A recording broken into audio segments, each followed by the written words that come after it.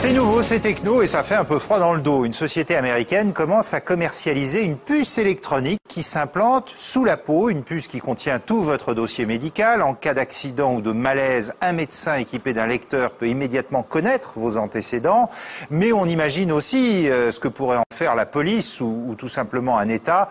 Orwell n'est pas loin, explication de Benoît Galeret. Traité comme un banal yaourt, réduit à un numéro en une fraction de seconde, relié à une base de données informatique, une sorte de code-barre humain, une puce que les gens se font volontairement implanter sous la peau.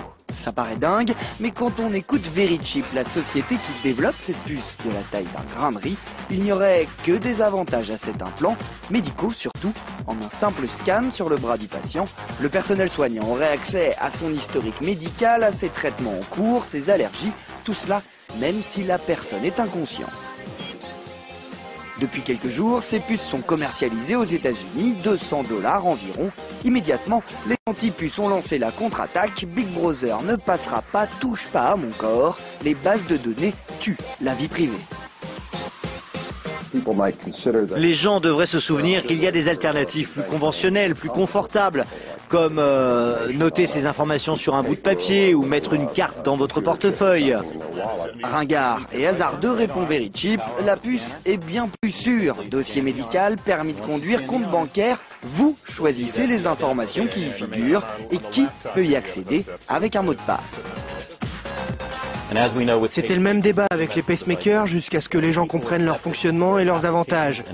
La société avance comme ça. Si ce n'est pas demain ni la semaine prochaine, ce sera dans 2, 3 ou 5 ans, mais la puce sera partout. Les soldats américains pourraient d'ailleurs en être équipés bientôt pour consulter les dossiers top secrets ou plus simplement être identifiés s'ils sont blessés.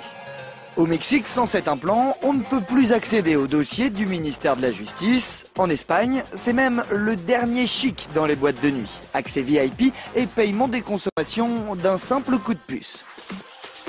Demain, promis, c'est tout votre portefeuille qu'on vous greffera dans l'avant-bras et vous paierez vos courses en passant tout simplement sous un portique. Pardon, monsieur.